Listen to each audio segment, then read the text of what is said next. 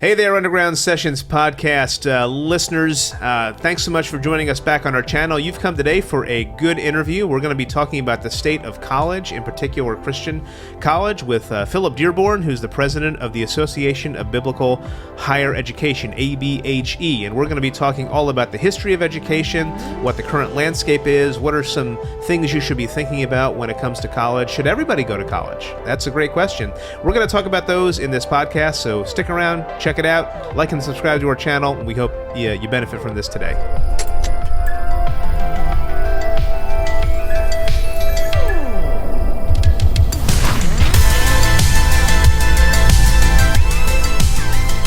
Well, Philip, we're so glad you're here joining us for this conversation on the Underground Sessions podcast. Glad to have you with us, and welcome. Rob, thank you. It's an honor and pleasure for me to join you today. Well, wonderful. Well, why don't you tell folks that are listening just a little bit about your background so they can understand where your authority comes from in this space? Yeah, I don't know how much authority I have, but I certainly work in this space. But my journey goes back. My parents were actually missionaries and served in North Africa and southern France in Marseille. And I always liked my dad directed a radio station that did correspondence programs, beamed them into North Africa. So that was like early on, like online education, right? Yeah, sure. Where people were responding. So I kind of grew up around ministry and the Word of God and had some formational times. And I think folks, when they're raised in Christian homes, they kind of go through that process of trying to determine, is this faith my parents or is this faith mine? And through high school, had a senior pastor at the church who really spoke into my life. And in my senior year, challenged me and said, look, are you living your life for yourself, or are you living it for God? And that was real instrumental for me to really be turned on to ministry. I obviously was raised around it, but now, I'm making it my own and realizing that God has given me talents, gifts, abilities to use for His glory, not necessarily mine. And that kind of started a sensitivity towards ministry. Served in biblical higher education for 26 years, working my way up on the academic side, all the way up to provost, which is basically overseeing all of the academic enterprise of an institution. And then about 5 years ago, sensed God's call in my life for something else. And the Association for Biblical Higher Education, and I'm the president of ABHE, came knocking, and in God's sovereignty set up an opportunity. And I've been president at ABHE for the last 5 years, and absolutely love what I'm doing, engaging with leaders literally all across North America through ABHE. And these are institutions, 158 institutions who are on mission, who are training the next generation of leaders to go and make kingdom impact. So having the time of my life leading ABHE. Yeah, it's wonderful. And certainly that's an important age range of folks to get them involved in leadership and thinking about how they can impact God's kingdom and build God's kingdom. So thanks for your work in that realm.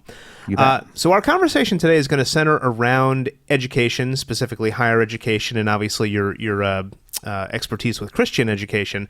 Why don't you give us a little bit of a history on education itself? How do we get to the current structure that we are in with, grade schools and college as we know it and all that? Yeah, it's a fascinating history, and there's a lot written on this, and folks you can just Google the history of higher education and pick a lot of this up. But it's an interesting narrative because it really, the fallacy or the mistake that we make in current day is to assume that things have always been this way. So from the beginning of time, there was higher education, right? Like it's in Genesis, go to college. People in Genesis didn't go to 4-year college? They did not. In fact, college came after the fall. No, it's education, and your listeners probably know this in a church context. Education, like formalized education, was really family-oriented and community oriented. And it really wasn't until modern history. Of course, medieval history, there are roots of higher education in medieval history, but the way we know college education, higher education, the way we experience it today, really had its foundings. In the foundings of our country in the 1600s, 1700s, and you saw Ivy League institutions like the Harvards, the Yales, and I always do this exercise. It's a fun one. I encourage people to look up and Google the mission statement of Harvard University in 1656, I think it was, and it was a Bible college. Like its mission statement was to prepare the next generation of church leaders, and they did that through the constant reading of Scripture and the praying 3 times daily. There were requirements of the students, and so obviously Harvard is not that today. So something certainly happened, but in the very founding of our country is this notion of biblical higher education, where our Ivy Leagues, that's what they started out as. And then over time, and it was really the elite who went to college, like who went to Harvard, who went to Yale, who went to Dartmouth, who went to William and Mary. It was the upper class that went. It certainly was not something that even the middle class had access to. It was truly a privileged experience to go off to college or university. And it really was the Industrial Revolution and the modernist era that you really start to see this development of education. And I'll probably have a little bit of a negative explanation of it here. It's not intended to be negative, but really what the Industrial Revolution did was give us this mindset. One, it was the modernist era that science can explain everything. And 2, the Industrial Revolution of we just got to make things in parts because we're growing, there's more people, and we're making everything a machine. That kind of laid the groundwork for what we experience in K-12 education today. And if you look at it, there are a couple great YouTube videos. Seth Godin, who's somebody who does a lot in the whole marketing thing. He has a great TED Talk where he kind of talks about this, where even in K-12 education, we put everybody in seats and we put them in rows. And the whole idea was, look, you're just a part, and we're training a part so that if ever you step out, we have another part that we can put in and sit alphabetized and go through standardized testing. And that really is where everything just kind of came together and shaped what we know as education.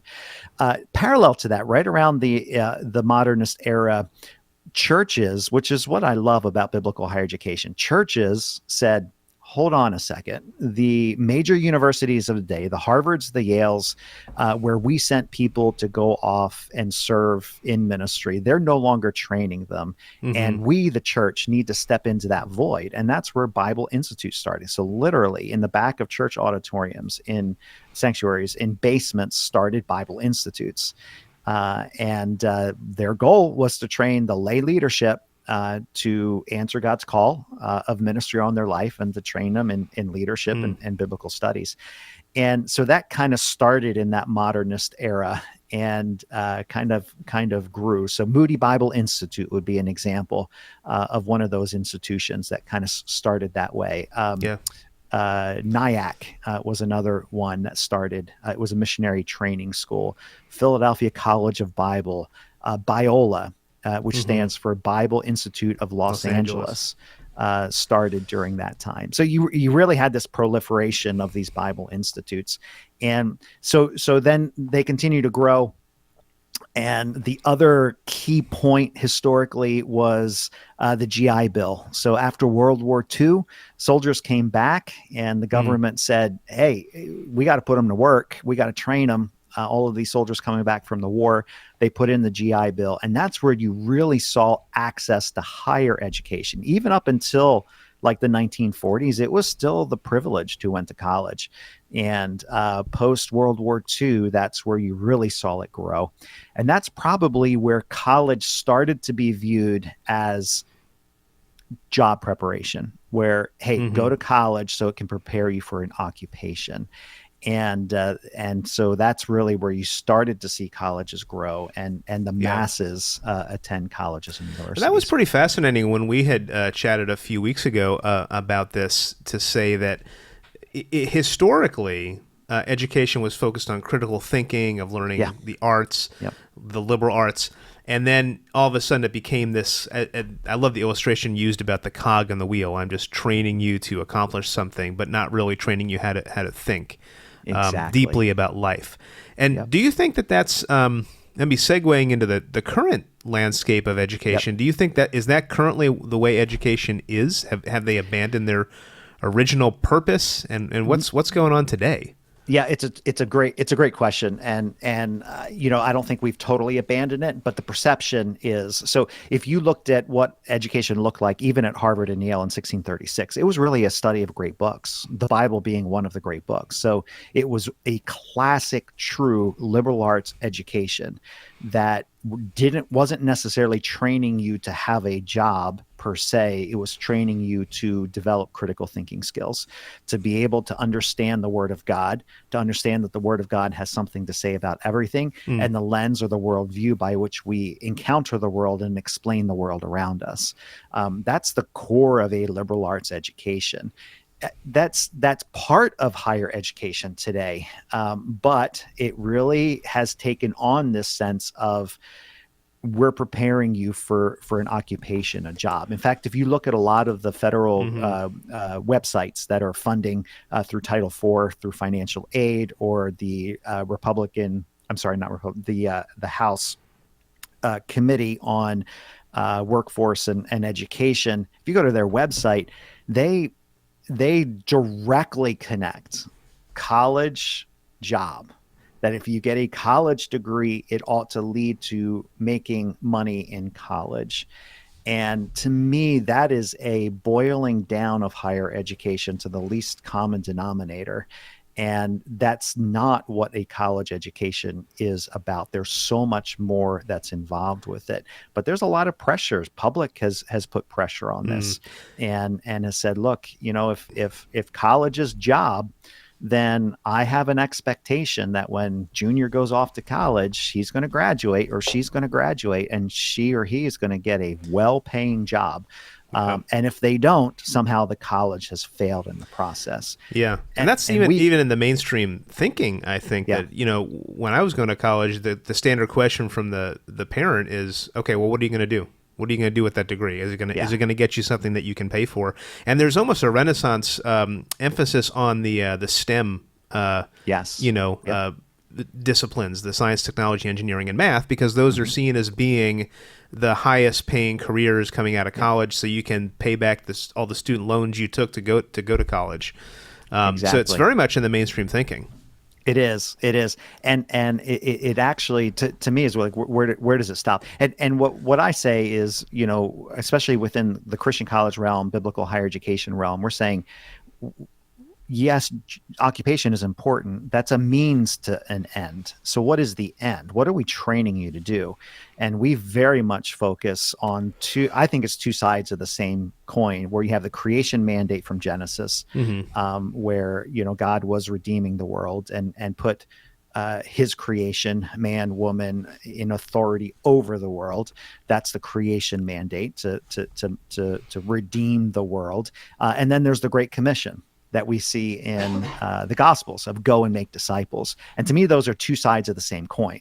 And colleges and universities will emphasize one over the other one typically. And you see Christian liberal art institutions, which tend to emphasize the creation mandate. And then you see Bible colleges who tend to emphasize go and make disciples. And both sides of that coin are what contribute to a well-rounded education, how to think critically. Emotional intelligence. Can I say, Rob, we struggle with emotional intelligence. I think the screens have created a reality for us that is distant, is sterile, is not connected relationally with us. And I'm fearful of a generation of students, even our generations are impacted by it, that we're losing emotional intelligence. When I walk into a room, how do I relate with the people around me? How do I have a conversation with somebody and it not be about me? How do I learn about other people? How do I build healthy relationships? How do I build boundaries? How do I live in community? What's my responsibility to serve in the local church? So all of these things are what are part of higher education experience, not just job. Yeah, we'll train you we'll give you skill sets that you can go and do something, but it's so much more than just that. So do you think, and maybe I don't know if this is a controversial question, do you think that everyone should go to college? Because in certain segments, there's a mindset that you must, like, you will not be successful if you don't go to college. Yeah, it sounds like you're kind of arguing against that. Like some should go and some should not. Exactly. And one, I think college should be accessible to anybody who is wired for it.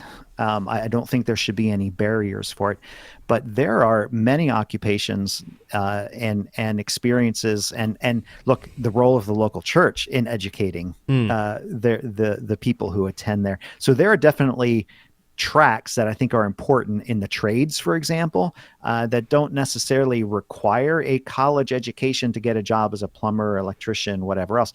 But those are very specific. They're not developing gen eds. They're not developing critical thinking skills. They're not developing necessarily biblical worldview things. They're training you for a trade.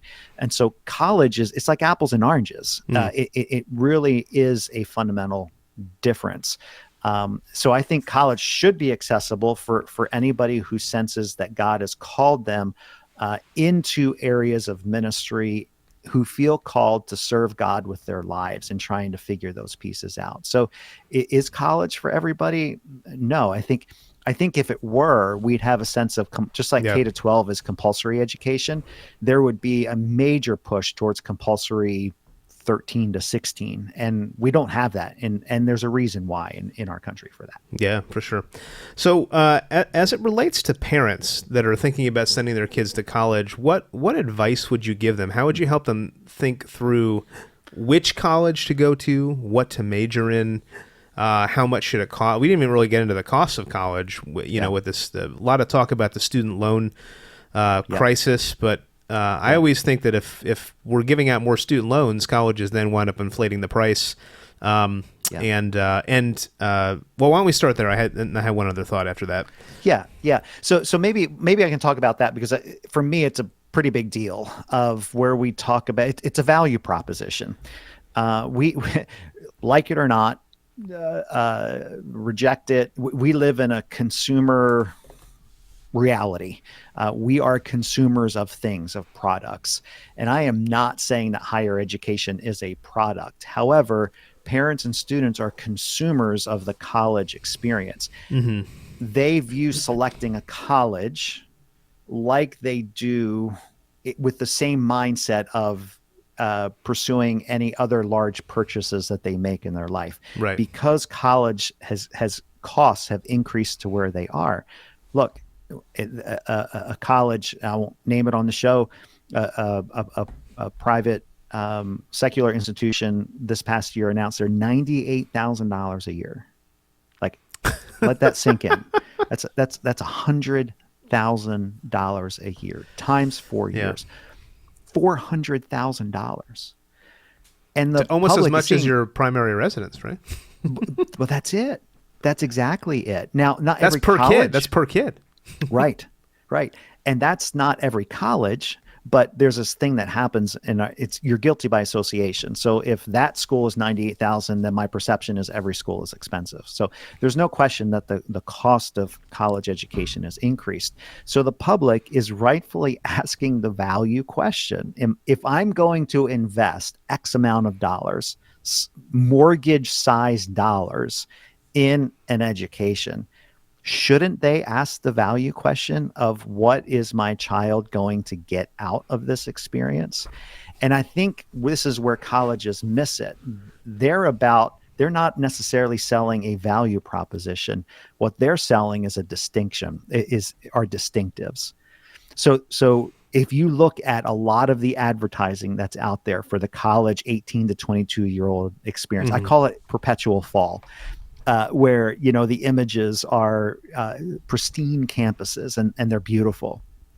It's fall, so all of the colors are fall related colors, and there's leaves falling, and they're emphasizing their dorm experience and the small classes and great food and a great athletic program and events on weekends, and that's every college. Every college is acting as though they are unique from everybody else, but they're not. It explains our sector, and I think those are distinctives for our sector of higher education. But the public is asking the value question.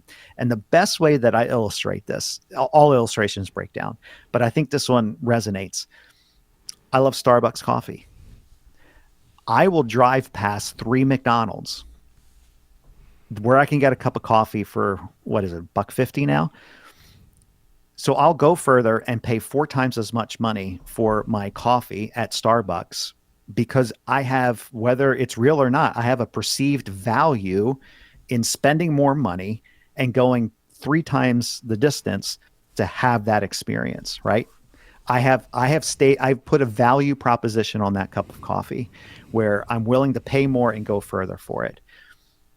That's what the public is looking for. They're asking the question, not so much what my student will experience, that's part of it, but what will they get? What will it set them up for? And I think colleges need to speak that language to the public because those are the questions that they're asking. Those are what parents are asking. Yeah. I have one of my cousins is a professor out at UC Santa Cruz, and we were getting in a conversation about a similar topic maybe a year or two ago, and he was expressing frustration as one of the professors that when people come and they tour the college, what is it that the admissions people emphasize?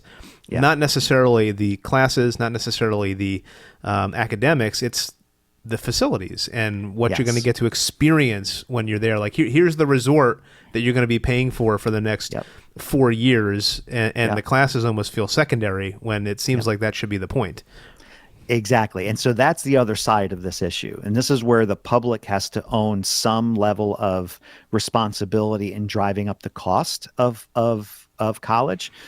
Because what happens is mom and dad come onto the campus and they tour, and my son is used to living, he has his own room. He doesn't share with a brother or sister.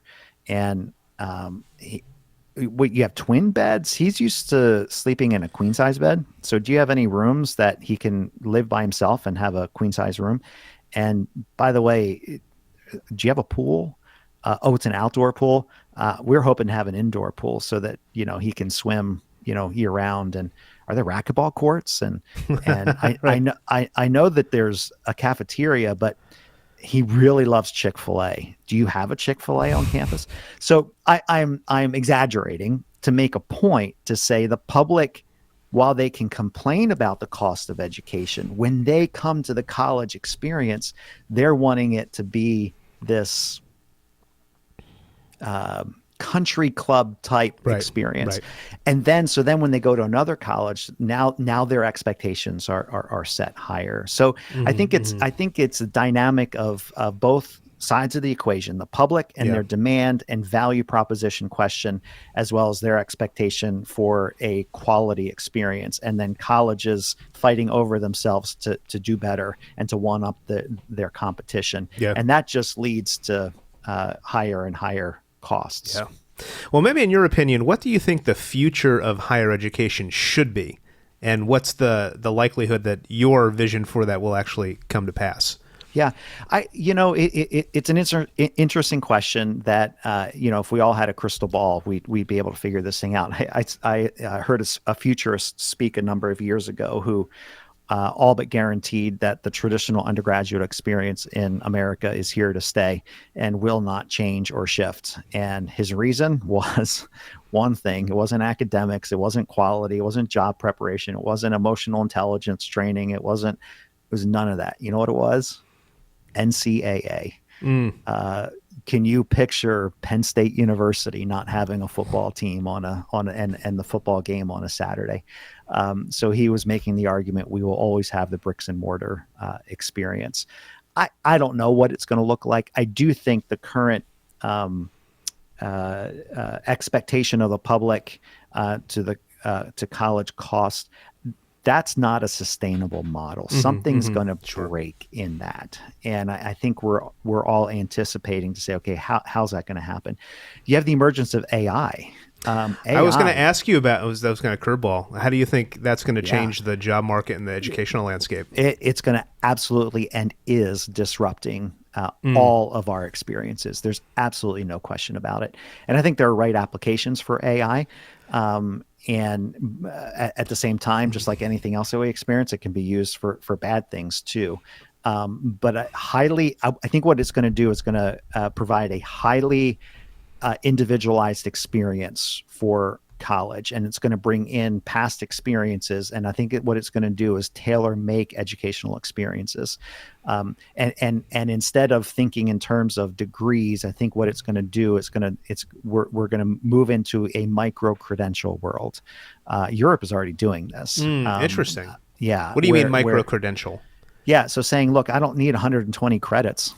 If I'm after this, if I'm in my job, and I suddenly got a promotion that now involves some level of financial understanding, I'm going to go. I don't want a degree in economics. I don't need 120 credits. I don't need a master's degree.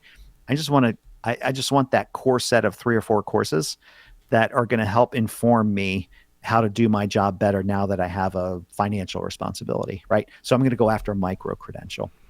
And I think that's where the future is. Yeah. And do you think are we going to lose something with education if you do that? Because traditionally, the liberal arts degree, again, was helping people to get an appreciation for life, the broad breadth of life. And if you're just focusing on these minor, skill set type things, you're missing out on reading the great books and thinking about, especially with AI, what does it mean to be human?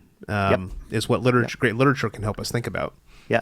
Do you know that movie? I can't remember the name of it. I think it was, I just remember the last scene where it was a cartoon-ish movie. WALL-E? Yeah, exactly. That's the one I always point to. Yeah, where they're running around and they're fat and they're in the floating chairs and all that. Is that our future? The robots are going to clean up our garbage and we're going to float around on chairs and be fat. You got it. Because here's where AI can be used in a wrong way. It's going to critically think for us.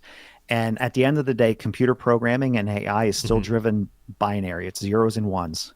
And somebody is training zeros and ones. And so when you start dealing with ethical or religious or theological issues and engaging with AI on that, AI is only as smart as the data that it's representing.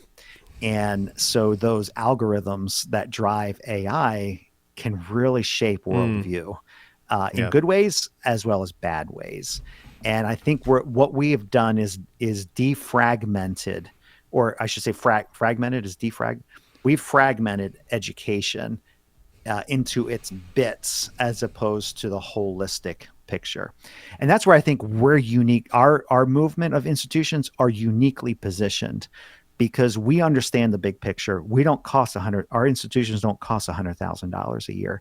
And they're about training the holistic person. So go back to the parent. What should the parent be looking for? One, a college where the student is going to fit.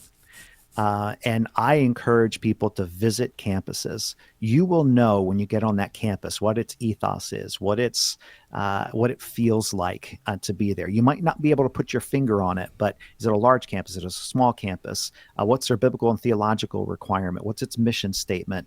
What are their student groups? What are those things that are part of it?